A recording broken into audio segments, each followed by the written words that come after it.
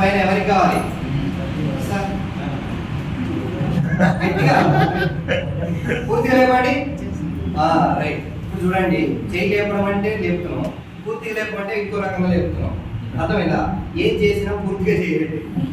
ఏ పని చేసినా పూర్తిగా చేయాలి, పర్ఫెక్ట్గా చేయాలి. మీ అందరికీ తెలుసుగా మన ప్రధానమంత్రి గారు ఎవరు? గౌరవనీయులు నరేంద్ర మోడీ గారు. రైట్. ఏం చేసేవారు గతంలో? ఆయన ఛాయ్ అమ్ముకునేవారు. దానికన్నా ముందు ఏం చేసేవారు? తెలియకపోతేమో చెప్తాను వినండి. దానికన్నా ముందు ఒక ఆశ్రమంలో ఫ్లోర్ క్లీనింగ్ చేసేవాడు, తుడిసేవాడు అంట. రైట్. ఇవాళ సడన్ గా నువ్వు వెళ్ళి అరే ఇవాళ నీట్ గా లేదేంటి, ఇవాళ మోడీ రాలేదా అనుకునేవాళ్ళంట. ఏంటిది? మోడీ రాలేదా? ఎందుకు రాలేదా అంటే ఏంటిది? ఎందుకన్నట్టు అక్కడ నీట్ గా లేదు. నీట్ గా లేదంటే ఎవరు చేయాలి పని? మోడీ చేయాలి. మోడీ వస్తే ఏంటిది? ఫ్లోర్ నీట్గా ఉండేది. చూడండి, ఒక గౌరవనీయులు ప్రధానమంత్రి గారు గతంలో ఏం చేసేవారు? ఫ్లోర్ క్లీనింగ్ చేసేవాడు. అంటే చేసే పని కరెక్ట్ గా చేశాడు. మరి అందుకే భగవంతుడు అవకాశం ఇచ్చాడు. మనం కూడా చేసేది చేస్తాము అంటే పూర్తిగా చేయండి. హీరో అవుతాను అంటే హీరో లాగా పూర్తిగా మారాలి. నేను మళ్ళీ విల్లలాగా ఉంటా, నేను కామెడియన్ లాగా ఉంటానంటే నువ్వు పక్కకు పెడతాడు. అవునా కాదా? ఇప్పుడు మెగాస్టార్ చిరంజీవి ఉన్నాడు, హీరో అవుతాం అనుకున్నాడు. ఏం చేశాడు? హీరో లాగా మారాడు, హీరో లాగా ఊహించుకున్నాడు. ఇంకా కెమెరా ముందుకు వచ్చి హీరో లాగా నిలబడ్డాడు.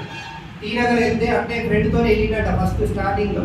టీ నగర్ చెన్నైలో టీ నగర్ వెళ్తే ఫ్రెండ్స్ అడిగిరంట, ఏమవుదామని వచ్చామనంటే హీరో అవుదామని వచ్చా అన్నాడు.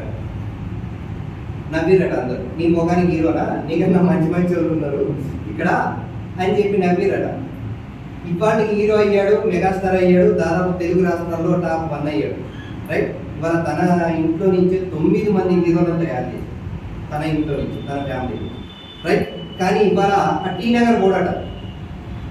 ఎందుకు? చూసి నవ్వారు కదా అక్కడ. అర్థమవుతుందా? అంటే నెగిటివ్కి ఎంత దూరంగా ఉండాలి అనేది ఎగ్జాంపుల్ చెప్పాడు. ప్రతి ఒక్కటి కూడా ఇంపార్టెంటే. మీరు ఎదగాలి అనుకుంటే ఇక్కడ ఏమీ మీకు ఆయుధాలు ఎవరయ్యారు? మాటలే. ఇక్కడ ఈ మాటల్ని కనుక మీరు విని ఆచరిస్తే మీకు అస్త్రాలు అవుతాయి. ఇలా మేము కూడా అంతే. అర్థమవుతుందా? మాకు కూడా మాటలు విని ఇన్స్పైర్ అయ్యి ఇవాళ ఇది తయారు చేసుకున్నాం. చాలా ఇంపార్టెంటే, మోటివేషన్ చాలా ఇంపార్టెంట్. కానీ ఈ మోటివేషన్ అనేది ఒక ఎనర్జీ లాగా ఉండాలి. అంటే ఒక శక్తి. మోటివేషన్ అనేది శక్తి. అది ఎప్పుడు ఉండదు నీతోని. రైట్. అర్థమవుతుందా? అంటే ఏంటంటే మోటివేషన్ అంటే ఇప్పుడు బండిలో పెట్రోల్ పోయంగానే బండి వెళ్ళిపోద్ది, పెట్రోల్ అయిపోతే ఆగిపోద్ది. మరి మీకు మోటివేషన్ లేకపోతే ఏమవుద్ది? ఆగిపోద్ది. అందుకనే సెల్ఫ్ ఇంటర్నల్ గా ఉండాలి. నేను సాధించాలి, నా భార్యల కోసం, నా పిల్లల కోసం. ఎవడో చెప్తే నేను మారుతాను అనుకుంటే సున్నా. రైట్. అవకాశం విన్నది. ఇప్పుడు విన్న తర్వాత రైట్ నెక్స్ట్ నుంచి ఏంటి? రేపటి నుంచి ఎవరు మీకు మోటివేట్ చేయాల్సిన అవసరం లేదు. మీరు మోటివేషన్ కోసమే రెడీగా ఉంటే చెప్పే కదా, పెట్రోల్ ఉన్నంతసేపే బండి వెళ్తుంది, లేదు అంటే ఆగిపోతుంది. ఈ మోటివేషన్ ఇంకో రకం కూడా ఎలా తీసుకుంటారంటే ఇంకెవడు ఏది మోటివేట్ చేసినా దానికి కూడా మీరు బెండ్ అయిపోతారు. అంటే ఇక్కడ ఏం జరుగుద్ది? పాజిటివ్ అయినా తీసుకుంటారు, నెగిటివ్ అయినా తీసుకుంటారు. అలా ఉండకూడదు. ఏదైతే మీకు కావాలో అది సాధించే వరకు ఎవరి మాట వినద్దు. అర్థమవుతుందా? ఇప్పుడు మీరు విన్నదంతా ఇది నిజమేనా? మీరు చూస్తున్నదంతా నిజమేనా? లక్షలు రావడం నిజమేనా? ఇప్పుడు బయటికి వెళ్ళినాక ఎవడో ఉంటాడు ఒకడు, అదంతా వేస్ట్, నల్ల కోట వేసుకొని నల్ల డోర్లు వచ్చి సేఫ్టీ రా అంటాడు. వాడు ఇంకా ఇక్కడ చూడకుండా చెప్తాడు. అర్థమైందా? నిజమే అంటారు. అర్థమైందా? అయిపోయా. ఏమైంది? అయిపోయా. ఇంతసేపు విన్నదంతా అయిపోయా. ఆలోచన చేసుకోండి. ఒకటే చెప్తున్నా, సరైన వ్యక్తి సలహా కూడా తీసుకోవాలంట, సరైన వ్యక్తులతో ఉండాలంట. కర్ణుడు చాలా గొప్పవాడు. మీ అందరికి తెలుసు కదా, కర్ణుడు దాన గుణంలో రారాజు, ధర్మరాజుకు మించిన వాడు కర్ణుడు దాన గుణంలో. అర్థమైందా? ఒకరోజు ధర్మరాజు దగ్గరికి వచ్చిరట. వచ్చి ఇట్లా పలానా మన దాంట్లో చనిపోయారు, చనిపోతే గంధం చెక్కలు కావాలి అని చెప్పి ధర్మరాజు దగ్గరికి వచ్చిరట.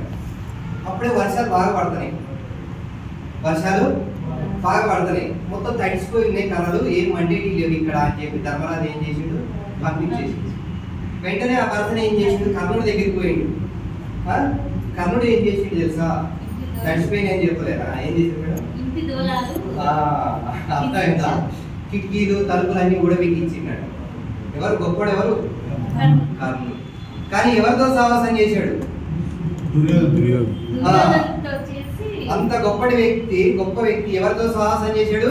దుర్యోధనుడితో, ఒక చెడ్డవాడితో సాహసం చేశాడు. ఏమయ్యాడు ఆఖరికి? అర్థమైందా? ఎంతటి గొప్పవాడైనా నువ్వు ఉండే వ్యక్తులను బట్టి నీకు ప్రవర్తన మారిపోద్ది. అర్థమైందా? వెరీ ఇంపార్టెంట్ అది. అందుకనే చెప్తున్నా, డబ్బు సంపాదించిన వాళ్ళతో కాదు, సంపాదించడం నేర్పించే వాళ్ళతో ఉండండి.